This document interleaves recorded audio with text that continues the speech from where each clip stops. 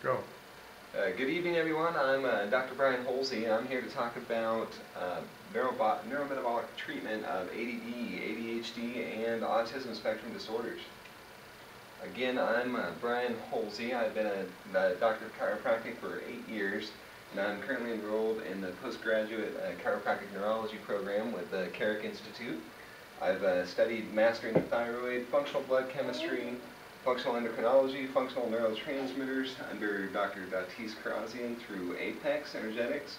I've completed Functional Medicine University through Drs. Ron Grisanti and Dr. Dickon Weatherby, and currently studying underneath Dr. Michael Johnson, who is the author of the book, What Do You Do When the Medications Don't Work? So here I've listed out a bunch of facts about ADD and ADHD, the biggest of which was there's about a 29% rate of ADD and ADHD in India. But in the U.S., we're looking at about 6% of the population. However, less than 2% of those receive treatment. So I'm not going to go through all these facts, but I thought some of these were pretty interesting. Especially the drug and alcohol one, out of 100 people with ADHD, 52 of those are abusing drugs or alcohol. And we have a high percentage of those with interpersonal issues. So this is definitely affecting not only the people with ADHD, but also everybody around them. So we have a high rate of inmates in prison with ADHD as well. About half of them have ADHD.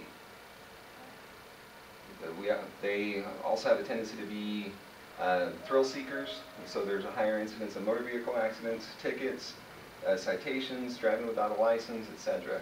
Emergency room visits from jumping off everything they can think of, and parents of ADD children also divorce 3 times more often than general population because of the increased stress with trying to deal with their child. Autism facts. This is one that was pretty daunting. It was like 1 in 300 20 years ago. Now we're half of that. We're at 1 in 150 children is diagnosed with autism. 1 in 58 boys is diagnosed with autism. So there's a huge increase in autism spectrum disorders, including Asperger's, PDD-NOS, autism, even ADD, ADHD are considered mild forms of that on that spectrum.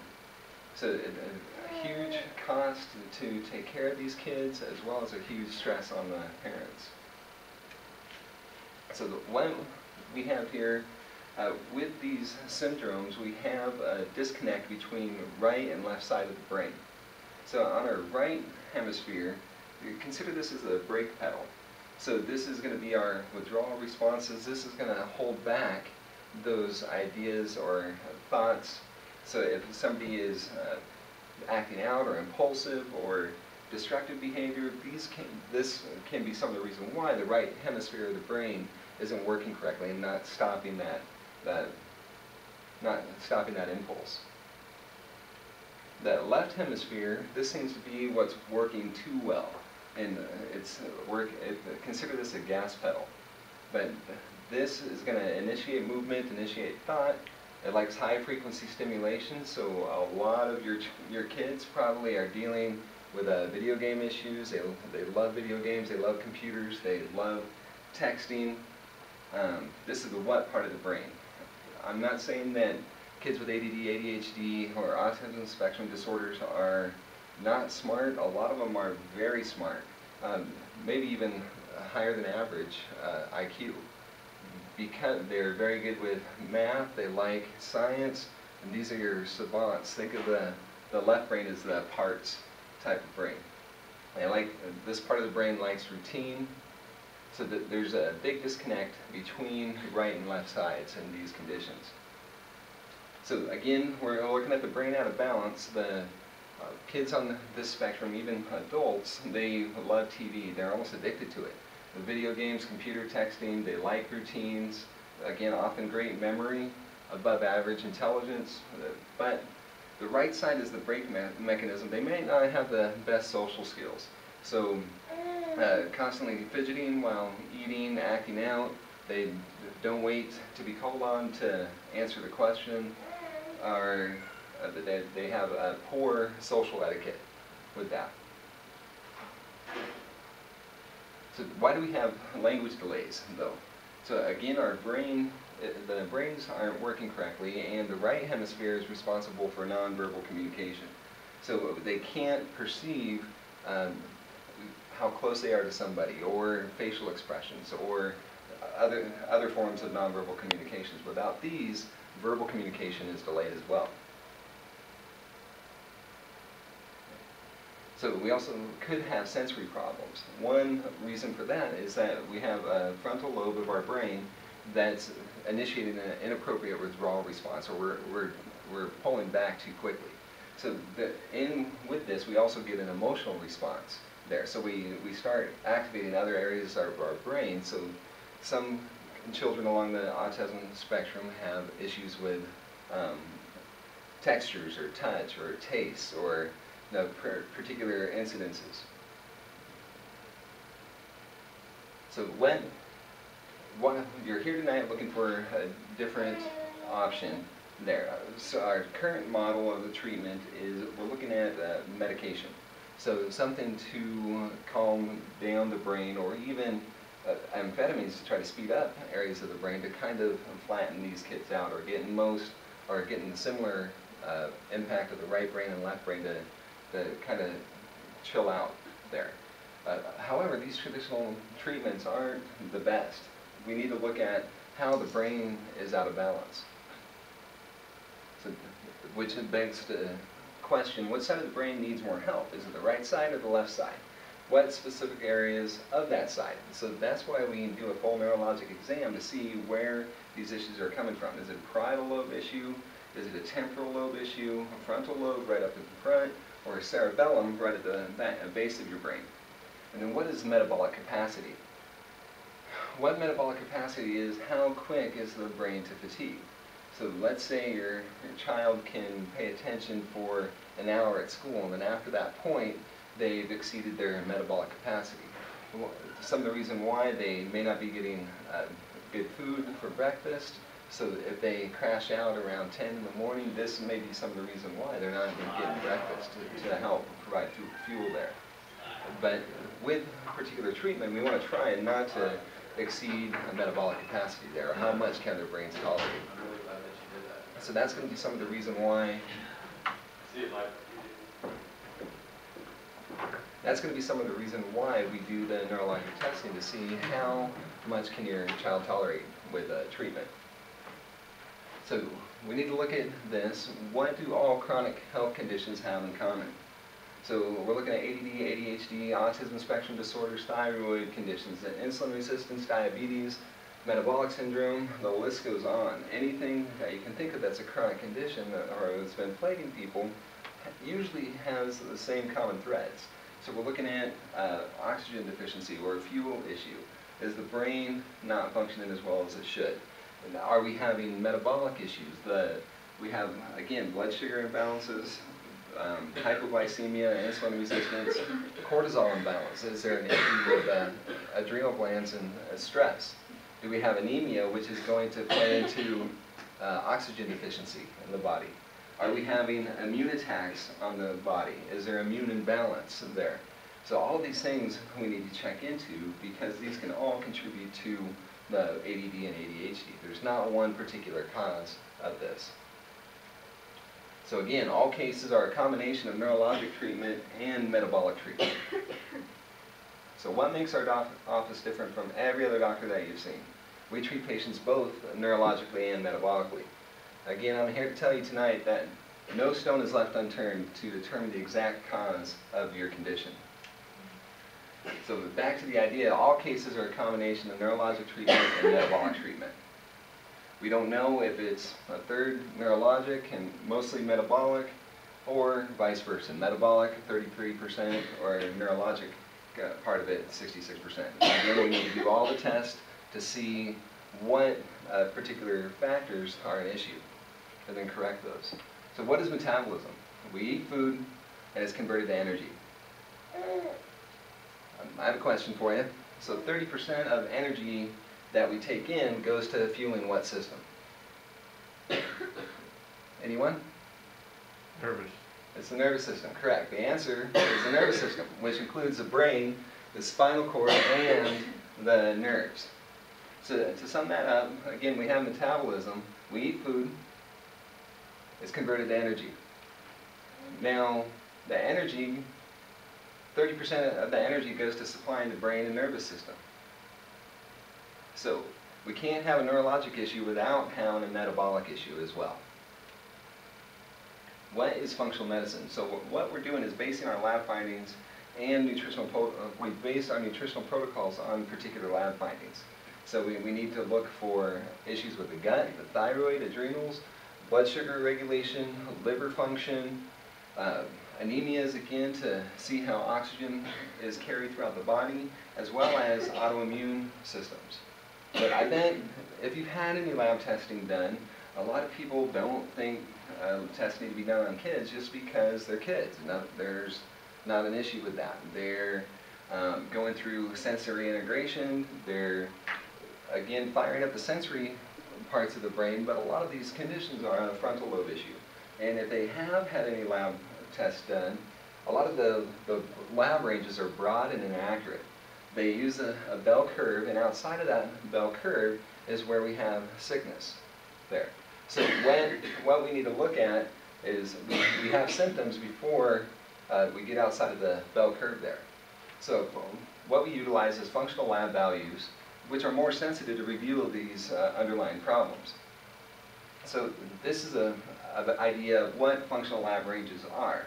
So we have our bell, if we draw our bell curve here, and again, out here and here, these values are based on sick people. In this area though, outside of the functional range, we're going to find that they still have symptoms. Possibly hypoglycemia, where if they go too long without eating, they're going to have increased episodes of acting out or tantrums or anything along those lines. So if you were tested, were all your tests normal? So again, we're looking at pretty broad ranges here. We're at 65 to 110. Our functional range is 85 to 100. So at 73, you wouldn't be outside of the clinical range, but we as a functional practitioner of functional medicine, we're looking at 73, and that's considered hypoglycemia. So similar with all the rest of the tests, with the exception of cholesterol. That's the only one that has the same range there. So, however, the clinical range, this can continue to go low here. And we're looking at 148, that's going to start disrupting hormone pathways that can affect how much good fat is going to the brain. Cholesterol is needed to synthesize cortisol, which is our stress hormone. So there's a lot of things that could be thrown awry if we're out of the functional range without it showing up on the lab range here. So the immune system, we have three parts to it. So we have our barriers. So we have 4 to 5 barriers if you consider the eyes. The skin is a natural barrier because it keeps everything from the outside, prevents it from getting in. If we have a cut, then that allows things to get into possibly in the bloodstream. Our lung is a barrier. Every time we breathe in, breathe out, we're inhaling a bunch of junk. So that could be some of the reasons. That's another barrier that we want intact. Our eyes produce tears, so that's going to help keep junk out of our eyes.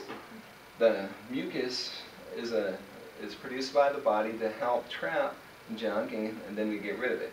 But one of the most important is our gut there. So our gut, if you imagine a big hole going, or a big tube coming from your mouth and going all the way out your rear, our gut is lined with beneficial bacteria. Now those bacteria can compete with pathogens. So if we've had antibiotics, that could possibly disturb the flora unless we replace those with with beneficial bacteria or probiotics.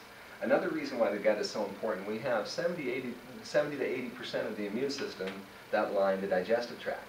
So if we have an immune issue and we have a gut infection or we have a food that we're sensitive to, that can definitely cause immune system activation. So within the immune system, we have a Th1 and Th2 white blood cells. Imagine Th1, this is our built-in response here. This is like the SWAT team that goes out and gets some bad guys, or our army. These are natural killer cells and our cytotoxic T cells. Our Th2, we have to be exposed to something. This is our B cells or B lymphocytes that produce antibodies. Now, with these antibodies now tag particular invaders to say, hey, cytotoxic T cells, go after this guy. This is, imagine this is our police sketch artist. So we have to have exposure to a particular antigen, and now we can have a response to that after a particular exposure. So if you've gotten a flu virus, most likely you won't get that same virus that same year. It'll be a different strain of that virus. So then the last one, part of this system, we have the Th3 cell. So this is a regulatory T cell. So it says Th1, Th2, you guys are getting out of line. We need to pull you back in and try to get you back in balance there. All right, so autoimmune disease. Can you give me an example of an autoimmune condition, George? Rosacea. Rosacea. Elena, can you give me an example of an autoimmune condition? Fibromyalgia. Fibromyalgia could be considered in there. Rheumatoid arthritis is another one, but very common that we can have an immune imbalance. This is an autoimmune reaction when we have this. So we should have a nice flat curve there. When we have an infection, Th1 side goes up and signals the police sketch artist to say, hey, Th2, we need to remember this guy for future reference and go after him if it comes back. So we get an imbalance here. Now we're producing too many tags or too many photographs, and these photographs could be our own tissue. So the immune system starts attacking our own tissue. Now, cytokines, these are the screams for help from the immune cells. Now, when we have these screams, what can happen is that this creates inflammation. So if we have inflammation or swelling, like after we sprain an ankle, we get swelling. But if we have inflammation that go to other parts of our body, this can cause acting out, this can cause brain fog, fatigue, difficulty concentrating, it's a lack of focus, or it can cause a limbic response or an emotional response from a particular situation. Why does this happen though? So what could trigger our immune system to do this? We have, in America, it's called a standard American diet, which is very essential fatty acid deficient. So we have omega-6 to omega-3 ratio should be roughly 1:1. In the standard American diet, we're looking at a 20:1 ratio there of omega-6s, which are pro-inflammatory, versus omega-3s, which are anti-inflammatory. We have blood sugar issues. Do your kids constantly crave sugar? Are they craving sweets all the time? Are they still hungry and asking for dessert even after a large meal? That could be some of the issue. They have bad adrenal glands. And let's say they had a stressor early on in their life, or maybe even mom's health wasn't that great through pregnancy and before pregnancy. That could definitely add to it too. So we can have hormone imbalances, neurologic imbalances. This is a big one, especially being in the Pacific Northwest. We have the sun decides to go and hide 9 months out of the year, so we have vitamin D deficiency. So vitamin D helps to balance out the immune system. So another part, what can trigger the immune system to go, hey, why are we having an infection? Bacteria that shouldn't be there? Are we fighting a virus? Do we have parasite? Do we have mold? Infection in the gut, again, back to the bacteria, yeast, parasites. Are we sensitive to foods? Environmental toxins, those are a big one. I don't want to talk about vaccinations tonight because we have a whole list of things that can cause issues there. I know a lot of you believe that vaccination caused my child's autism or Asperger's or anything like that. But what it is another stressor on the system. So if the system's taxed already and we throw another, it could be the straw that broke the camel's back. I mean, but we do have some of these other issues going on in addition to leaky gut syndrome. How do we find these out? Well, we need to do all the testing there.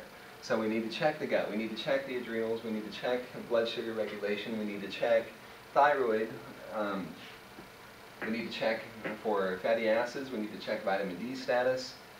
So all of those could play into it. So again, what is causing the damage here? It's this interleukin-17 cytokine. So we have imbalance. The more the imbalance that we have, the more aggressive the attack is going to be with this interleukin-17. So this is a Th17, which relates to the Th3 system. So what this does is activates the inducible nitric oxide system. So big fancy term of saying tissue destruction. So we have a lot of this going on because of a lot of interleukin-17, because of a lot of food sensitivities or pathogens that shouldn't be there, chronic stress. We're going to get severe tissue destruction. We can get imbalances to the cerebellum, to the brain, to myelin, which is like conductive wiring. It's the insulation around the wiring that helps conduct signals throughout the nerve. Okay, so what's needed to elicit or start an autoimmune response? Usually it's leaky gut. We get this imbalance, that leads to tissue destruction. Because of this imbalance, we have poor regulatory T cell regulation or Th3 regulation, and because of that imbalance, now we have more activation of that interleukin-17, which leads to more tissue destruction. Now, with the activation of interleukin-17, we get this activation of inducible nitric oxide. So that inducible nitric oxide is going to cause pretty much the cells to take themselves out of commission there. So we get more inflammation, and this here causes severe tissue destruction. So this, not necessarily, this is an autoimmune reaction and how it happens. When we have an autoimmune disease that we can actually diagnose, rheumatoid arthritis, lupus, those type of things, we have severe tissue destruction. So we don't want to let it get to this point. No, most people are getting activation of this and along this, and not quite able to call it severe tissue destruction yet. So here's a picture of leaky gut. So what should happen, we should get these nice tight junctions here that's holding out the food or digested proteins from getting in. Most of your immune system, like I said, is right along the bottom part of the small intestine cells. So we have 70 to 80% of our immune system that lines the small intestine. So what happens is we get breakdown of that junction in between here. We do have a way to measure that. So again, we need to measure and test everything here. So this is a breakdown of the tight junction. We can create, now this gets through, starts activating the immune system. We get inflammation, which can further the cell destruction here. So these guys are red and inflamed. Imagine a sunburn. With that same similar type thing can happen. We constantly get food coming down, and that's activating the immune system, and now it's going to also control how apt these tight junctions are to open and close. If it's constantly open, we're going to constantly get food sensitivities coming in and activating the immune system. Does that make sense so far? So far, so good? Okay. So again, what makes our office different from... Come on back. Come on back. Where are you going? So what makes our office different from every other doctor that you've seen? Again, we treat patients both neurologically and metabolically. Again, no stone will be unturned when we're looking into your child's health condition tonight. So what does that include? So neurologic tests, we're going to look at blood pressure on both sides. We're going to look at oxygen saturation. We're going to look at heart rate and rhythm. particular reflexes, eye tests, see how eyes are moving. This is going to tell us all about how different areas of the brain are working. We're going to look at cerebellar tests, or how we move, how coordinated our movement is, as well as primitive reflexes. These primitive reflexes should be gone by about 6 months of age. There. So if these are persistent, that's telling me that our brain's still functioning at infant's level, and it hasn't really gotten past that. So how can we start to read? How can we start to have the social etiquette? How can we not act out? How can we not throw tantrums if these primitive reflexes are still there and our brain's functioning on an infant's level? In the metabolic tests, again, we're looking at blood sugar levels, adrenal function, cortisol levels, thyroid antibodies, hormone panel, intestinal permeability or GI permeability, as well as immune panels. This is our brain. How is brain-based therapy different than other therapies that you've had, or like sensory integration technique, or medications? So with our brain, everything, all the senses that we feel, from proprioception, or how our body is fighting gravity, to how our arm is moving, to hearing, to what we see, to vibration, all of these are the stimulus. So this goes straight up to the brain, actually by way of the cerebellum, and goes to the opposite side of the brain. George, can you tell me which two receptors that we talked about light up the brain the most? Do you have any idea? Eyes, skin. So touch to the skin, and we're constantly, the only constant throughout our day that we're fighting is gravity. So the way to, if our position sense is off, or if our inner ear is off, or our eyes are off, that can affect how our brain's processing there. So we have three main parts of the brain that we're going to be looking at. We have the cerebellum, this area at the base of the brain. We have the cortex, or the cerebrum. Most people think of this as the brain. And then we have the midbrain, or the brainstem. So the cerebellum gives information into, so all of our sensation goes up to the cerebellum and crosses over to the brain. Now, most of our brain goes to shutting off the brainstem.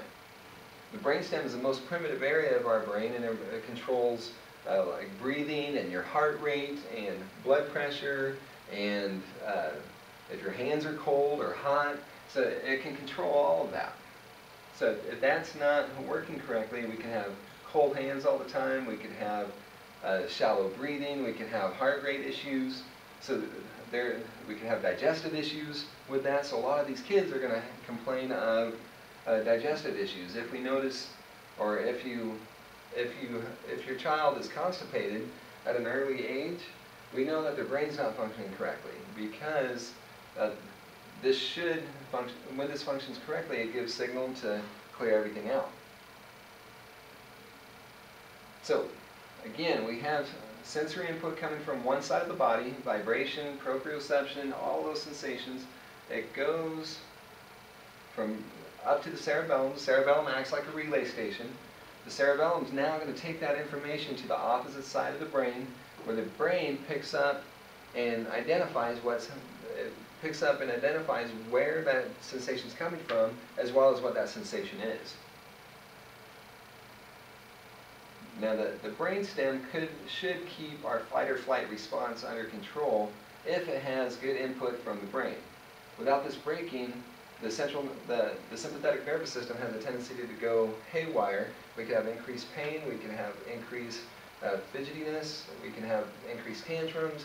So we're not able to put the brake on that system there.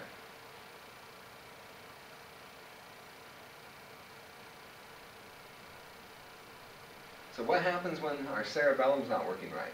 So again, cerebellum coordinates all of our motion. So we can have a loss of balance. The mid part of the cerebellum coordinates into our spine and eyes. Our intermediate cerebellum moves our elbows and shoulders, hips and knees. And if the midline cerebellum's not working right, it can give us chronic neck and back pain, because it's going to keep firing those muscles. It can get headaches, we could get clumsiness or dropping items because of our movements not coordinated. With this, we usually get a lack of cerebellar input. We need cerebellum firing correctly to fire the brain. So again, all of our sensation goes into the cerebellum and it feeds forward into the brain.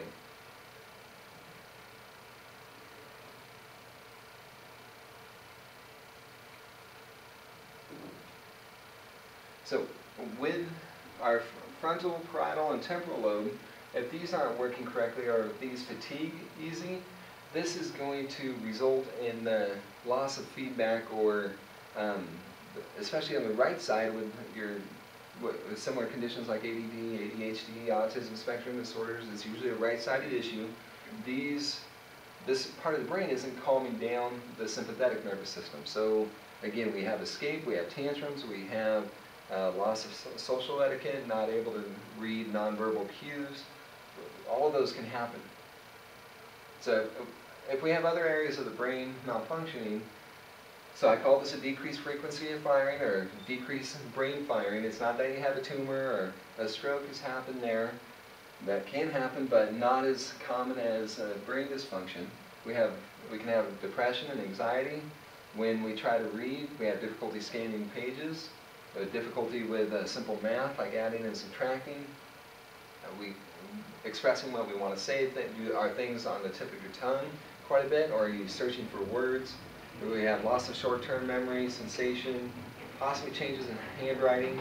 Are we more easily stressed or irritable while under stress? So that definitely can happen. And learning disabilities like dyslexia, ADD, and ADHD. So why can we get this brain in balance? We can get chemical, physical, and emotional stress, and this is going to cause the brain to fatigue. So chemical stress is going to be a lot of those things that we talked about. Did we have hypoglycemia or blood sugar issues? Did we have a lot of inflammation? Physical stress, was there trauma? Emotional stress, is the child under severe stress where they can't seem to cope? All this can cause the brain to fatigue. Again, and then one more thing, trauma can cause a decrease in the brain's frequency of firing. But we have chemical, physical, emotional, all of those can be different stressors or traumas there. So again, we talked about blood sugar imbalances, anemias. So these are the main issues there. We're not getting fuel to the brain. The brain requires the most fuel, using up to 30% of the fuel that we take in a day. So we have food sensitivities, which could potentially lead to an immune system imbalance. Our poor diet, because our immune system's already activated, this is going to cause inflammation. The standard American diet, again, has up to a 20-to-1 ratio of omega-6 to omega-3s. Do we have low thyroid function? Are we on medications? Do we have infections? So all those can play into it there. So emotional stress. Stress is any change from normal physiology. So physiology is how the body functions. So if we have an abnormal, if anything changes away from steady stream of glucose or steady oxygen, or we have emotional stress, you have a fight with a loved one, this can cause increased cortisol. What that does, it has an anti-insulin effect on tissue. So insulin is needed to help drive blood sugar into cells. So cortisol is going to block that off. Cortisol is actually going to increase blood sugar. So this is going to go too high. This could potentially cause high triglycerides, increase LDLs. So a lot of the lab findings are due to blood sugar imbalances, not necessarily how much fat you're taking in your diet. So what can we do? So we need to look at fuel. Another way to do that, we need to look at testing. We need to look at oxygen supply. Is there anemia there? Do we have decreased oxygen carrying capability to the tissue? And we need activation.